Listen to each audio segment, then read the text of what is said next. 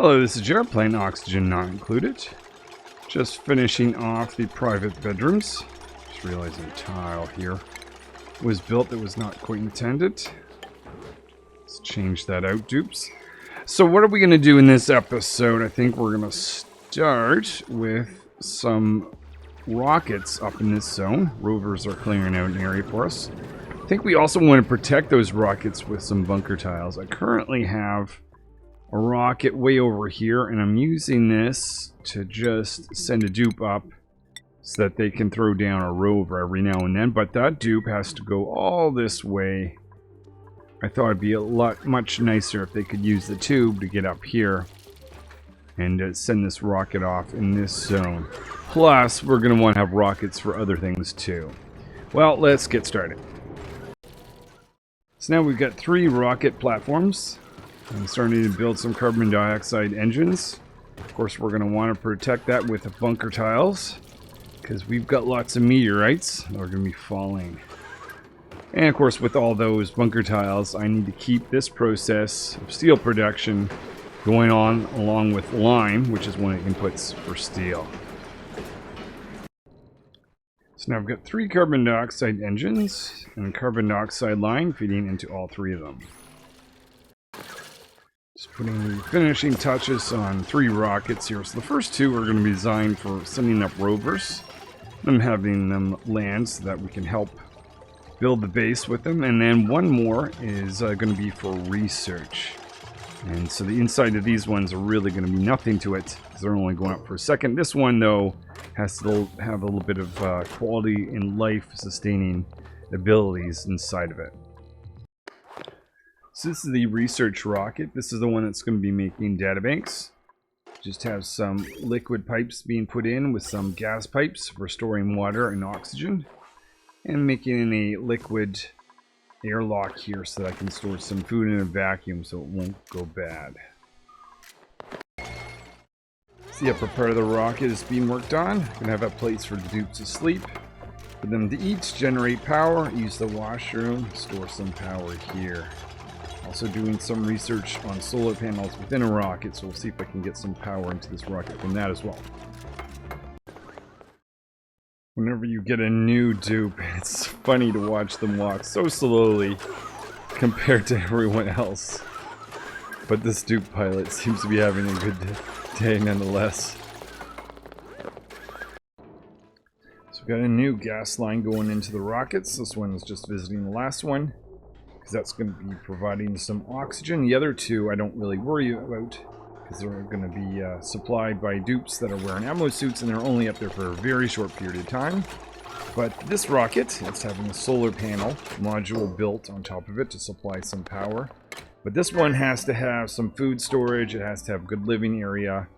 We've got a lot of decoration and built everything out of gold, so it's looking quite nice in there from the point of the dupes, point of the view of the dupes.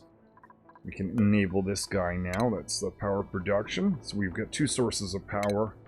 Dupe that's going to be producing data modules here will be able to use power via, or produce power via the manual generator. But we also have the solar panel power going into this. So there's 2 options. Also have an auto sweeper that's going to be taking plastic. So we get 5 tons of plastic. It's going to be going into here. We also have 5 tons of algae, and that's used for the oxygen diffuser for the case when oxygen runs out of the pipes.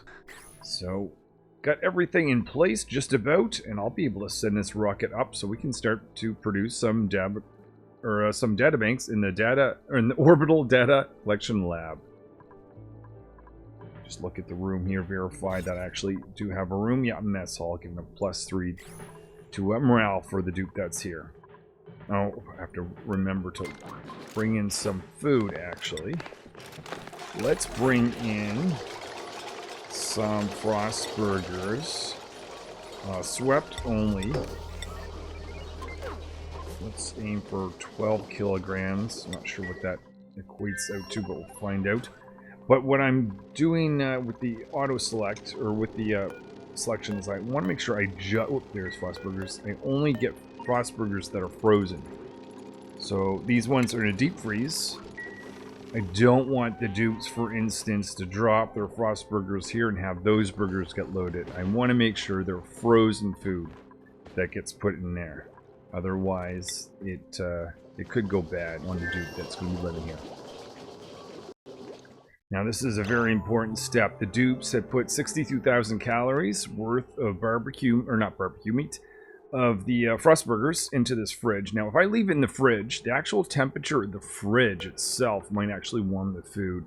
So if I drop it out and store it here in a vacuum, that way it'll stay in a frozen. Because it's in a vacuum area, it's essentially sterile, meaning it's never going to go bad. So I've got 62,000 calories, or in other words, 1,000 calories a day. I've got 62 cycles worth of food for dupe to come up here, produce data banks before they have to come back down.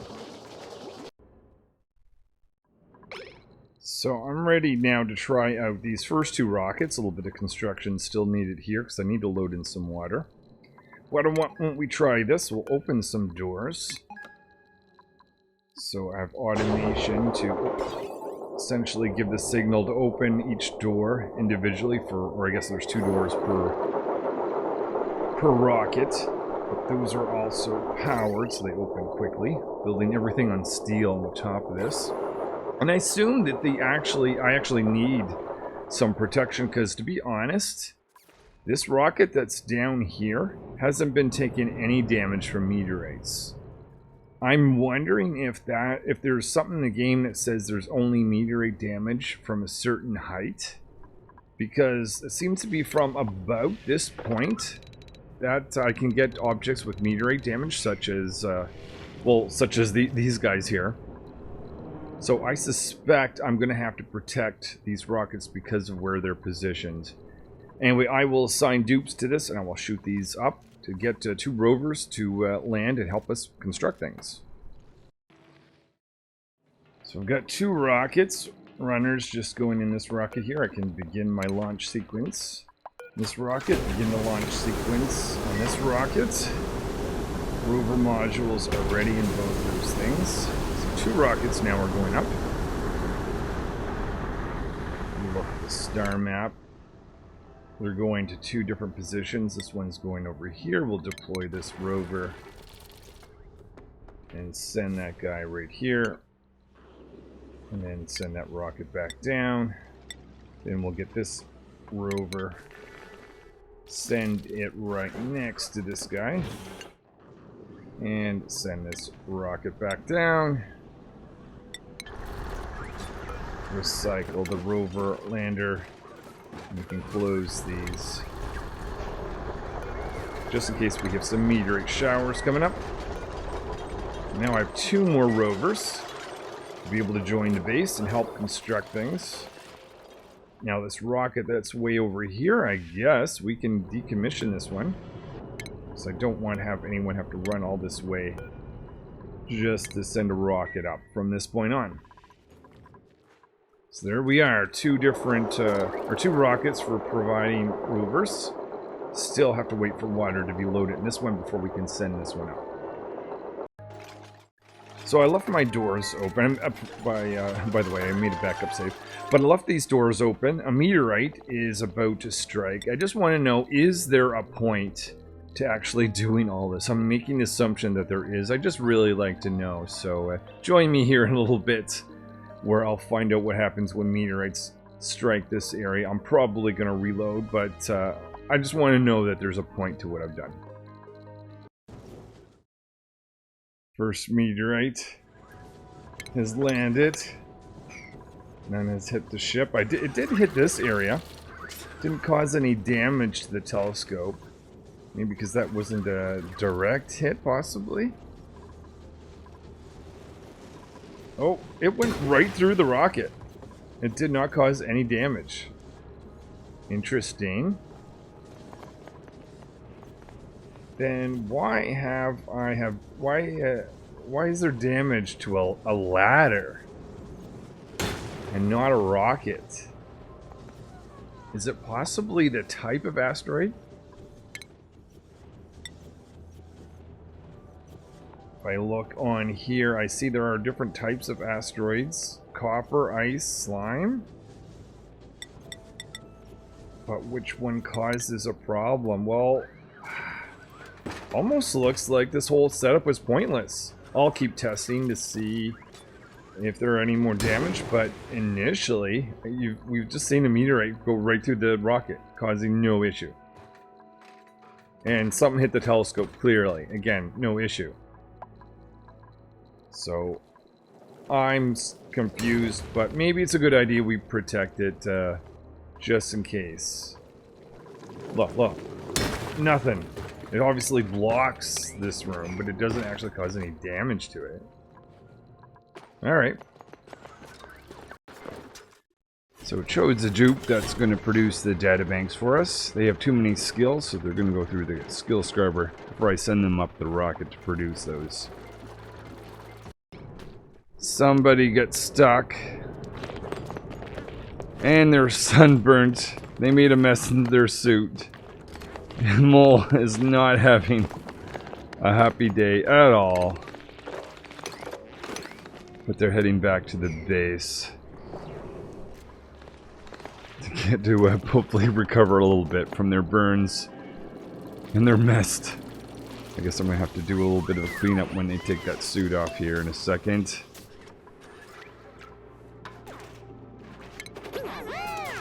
Oh, gross. And all the other dupes have to mop that up for them. So I have a dupe going into this rocket. This is the one that's going to be producing the databanks. So I can actually hold on. I think I have to hit the begin launch sequence to actually get the rocket up. But let's go back into the rockets. This one is called the Daring Rocket. So I'm going to click on this, hit databanks, make those forever. So auto sweepers, putting some plastic in. Actually, this dupe doesn't have to wear this anymore because we have oxygen on this rocket. Oxygen is being supplied with oxygen that's in the pipes. So when this runs out, we'll be burning algae because we have algae on board. There are 62,000 calories of high quality food, and that's going to last forever. We've got the ability to generate power, both with the manual generator and our power from the solar panels. Place for dupe to eat, sleep, use the washroom. Let's check to make sure that we've got lots of water. Yeah, and that's emptying out into space. And this dupe can just stay here for the longest time without having to send the rocket back down, producing databanks cycle after cycle after cycle. I'm sure it'd be very entertaining. Well, they'll be doing a very useful thing. Back on the base, though, let's look there. We've got new virtual planetarium. Let's actually put databanks at this location. I believe that's industrial ingredient, maybe. Yeah, there it is. And I even put in an auto sweeper, so that's going to take the databanks and put them in here. Let's actually load that at high priority, just so that when the rocket lands and has their set of databanks created, that rocket will be unloaded. So when I send the rocket back up, they're not going to be taking the databanks with them. A few databanks already exist. Let's look at research. First thing I want to research with this new technology. In fact, I think I've already done yeah, I have. I just want to get the research reactor, because I'll be building that very soon, possibly even in the next episode. Starting to carve out this zone. This is about the area I'm thinking of putting my research reactor. It's going to give it some protection from meteorites above. And if I put in proper insulation, it should protect the rest of the base from heat and radiation. So we're a good distance away from the actual living area. Digging in the biome with slime. I find it to be the most annoying. Worrying about slime lung. Though it shouldn't be too much of an issue, because I do have it on this side of the air liquid lock. But nonetheless, just trying to get this whole area cleared out so I can do some construction with it. Let's see if I can relocate some of these critters to a new location as I'm doing this. So I've been making more progress clearing out this zone. Got a little bit of wall here, prevent water from falling down. And we're into the second biome. This one has a lot of plants to go through, but should be a lot easier without all the slime. Having some of the water relocated down here to get out of the way. Expecting little critters will fall or go towards that in time. This is clearing out lots of space. Though I need a huge zone. I think I'm even going to have to go into this cold zone over here to get a place to create a research reactor and handle the heat from it. So we're into the cold zone. And amazingly, no slime lung was taken up into the air. So I'll take that as a little win. I'll keep digging out this little section. So this area has pretty much just been cleared out. And I'm thinking that's going to be big enough area to put in my nuclear reactor plus the cooling zone. Do that in the next episode. So just starting before I leave, just to add the private bedrooms for the remainder of the dupes. This is going to be 8. We've got 12 of them, so we need 4 more. And then we'd have everyone in a private bedroom by the end of this episode. So getting rid of the laboratory that used to be here in favor of some bedrooms. I'd like to thank Def 1 for just mentioning the fact that there's heavy wires that are just around the bedrooms. Also the fact about mentioning that the transformers that go to the circuitry here, these wires here can hold up 2,000 watts of power. So if I want to have the full amount, I'll actually want to put 2 transformers, only in the case that that's going to actually consume more than 1,000. But when that happens, I'll be looking for that. I may, for instance, want to put a second one of these guys here. But I'll have a look to see when that is needed at some point. For now, we'll just put the final touches on the remainder of these private bedrooms so that all 12 dupes will be able to sleep in a high quality bed. Finishing touches are still being made, but we get a comfy bed for every single dupe. So we can get rid of all the cots. No one needs to sleep on a cot unless they're on a rocket. Those can go, and those can go. And the remaining dupes that were here will find comfy beds to sleep in, and just make sure, some of them not yet done, but I should see private bedroom for most of these. One thing I don't like about specifically the drywall effect is that every time you select it, it doesn't remember your last selection. I really like the charcoal. So every time I do that, I want to select charcoal. But the other thing that I find a little annoying is you can build on top of tiles inadvertently. I've done that a few times. Find that annoying. And the other thing I would wish that you could do, that you can't, notice that I have to select charcoal again.